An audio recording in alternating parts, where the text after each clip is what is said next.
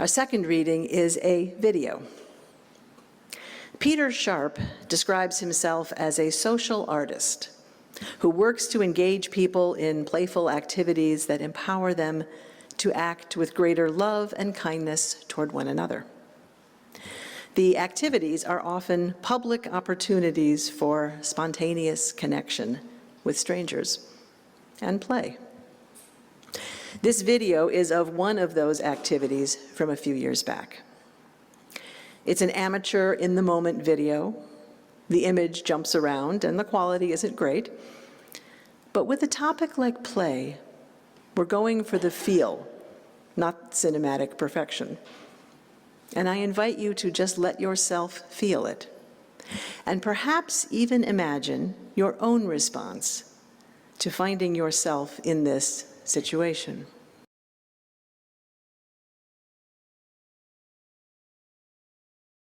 Well, that was infectious, wasn't it? You know, I'm pretty sure God would say yes. Movement to music can be an entry point to play. And most of us, adults, need entry points. Children play instinctively. It could be as simple as climbing into a box. As my kids grew older, there were Legos, refrigerator box rocket ships, and complicated sagas involving trains and stuffed animals.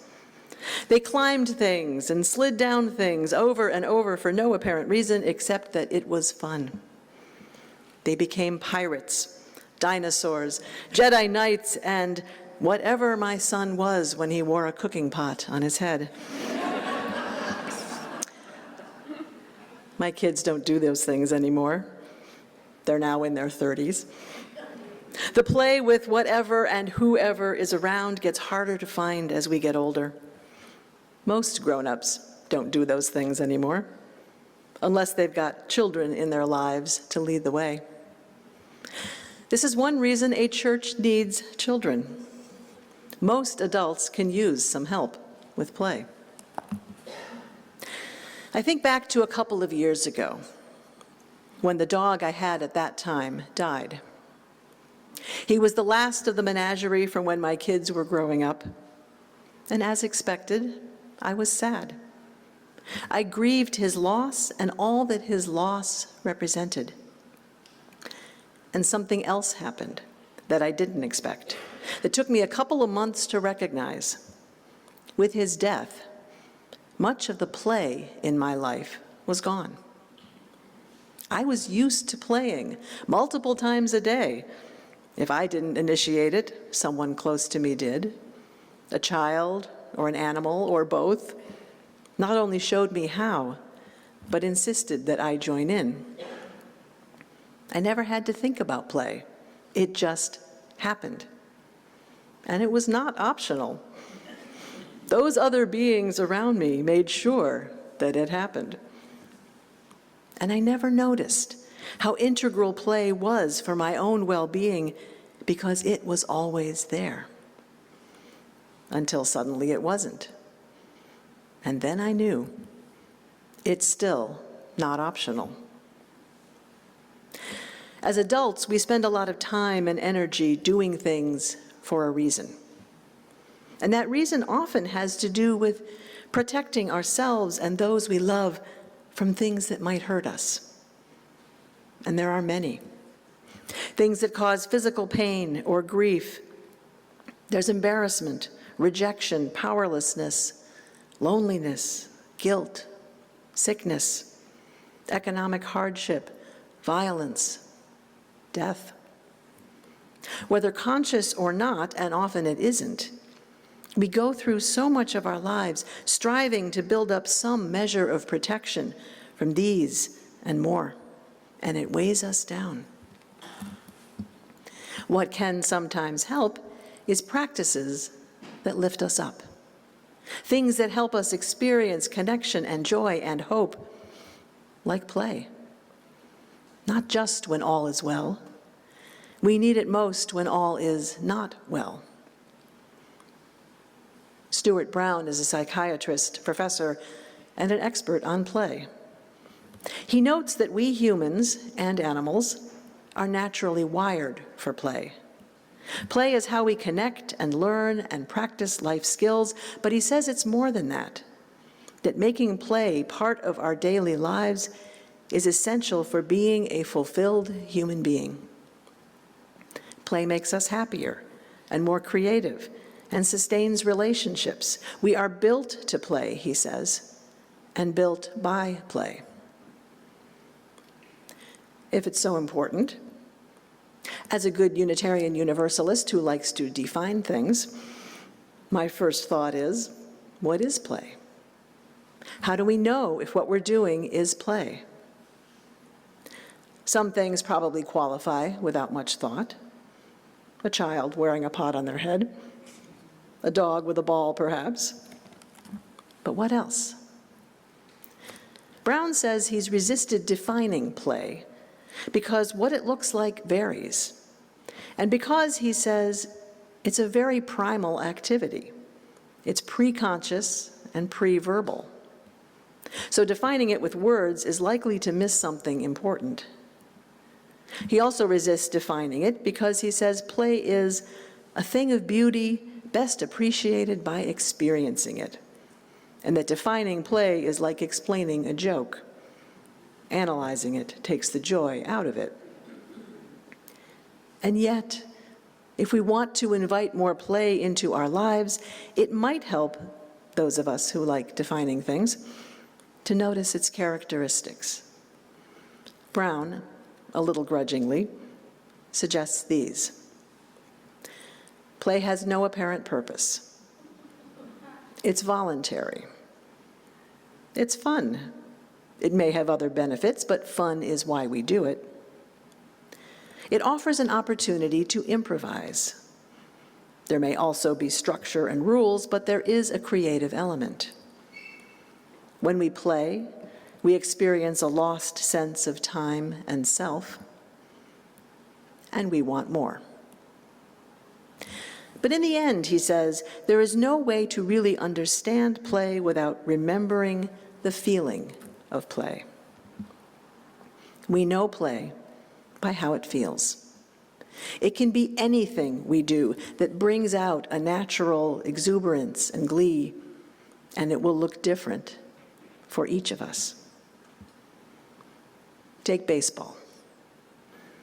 I know for some of you, playing or watching baseball is fun and voluntary and all the other things.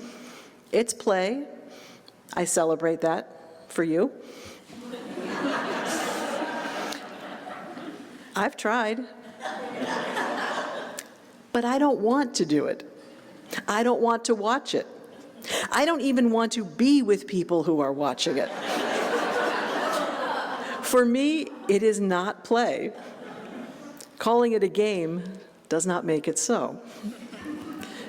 The only way to know if something is play is to be in touch with how we feel doing it. Not how others feel, not how we were brought up to believe we're supposed to feel, but how we actually feel. It's personal. We saw some of this variety of experience in the subway car dance party. For some, this was clearly play. The person in the red dress jumped right in. Others thought about it a little longer, but when they got to it, it was fun. For some, it definitely was not. Maybe there's something really important on that phone, but the body language suggests to me that this person was regretting their choice of subway car. What would you have done in that moment? It was an invitation to play. Would you have said yes? Dancing, art, sports, games, telling jokes, flirting, writing, singing, all of these and so much more can be play. None of them has to be. But if we try things and notice what helps us to have the experience of play, perhaps we can make space for it and say yes to it when opportunities arise. I know there are many who don't have the time or the freedom for much intentional playtime. But that doesn't mean that play is optional. The fact that our world is set up so that we don't have equal access to play means there's a problem with our world that demands our attention, not that we should give it up. And it's not just other demands that get in the way. We may need play, but as adults, play is risky. It often takes us out of our comfort zone. Dancing isn't always well received. Jokes can fall flat. People might appreciate what you're doing, or they might not. And if it's unusual or unproductive, especially if we don't have a child or animal to offer some cover, we can start to feel irresponsible or weird. There's vulnerability in stepping away from what is proper and claiming our glee. That vulnerability can make it hard for grown-ups to play. God may say yes, yes, yes to the things we want to do, but sometimes we aren't so sure.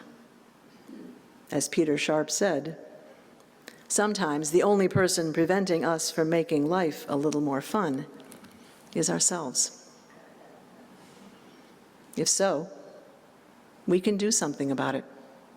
We can perhaps notice the unexpected opportunities for play and sometimes take a chance. Look up from our phone and move a little, perhaps.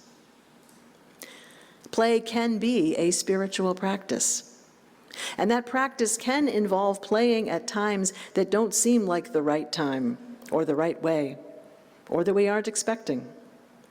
The little unplanned moments of movement or silliness that come our way are a chance to practice.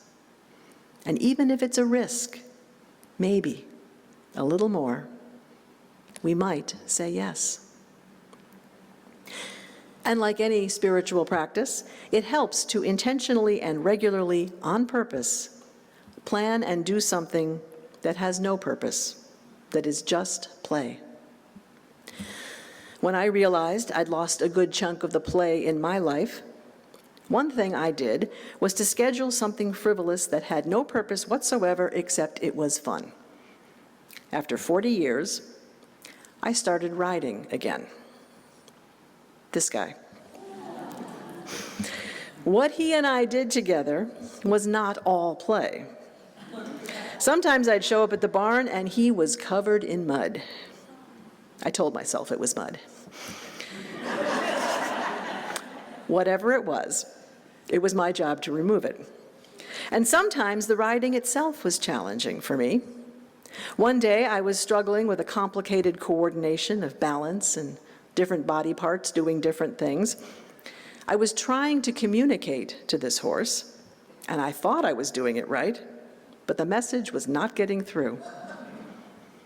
Instead of telling me, again, what to do or to try harder, my instructor suggested that I be more playful about it.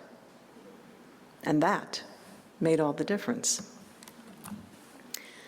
I don't ride anymore, and these days most of the animal-inspired play in my life is with my dogs, who have it pretty well covered. But what my instructor said stuck with me. And I wonder, in moments of tension, conflict, or trying to communicate hard things to one another, what might happen if we, a little more, recall what play feels like and bring some of its spirit into the challenge of the moment? It might make all the difference. And it takes practice. What is one thing you might do to bring a little more play into your life?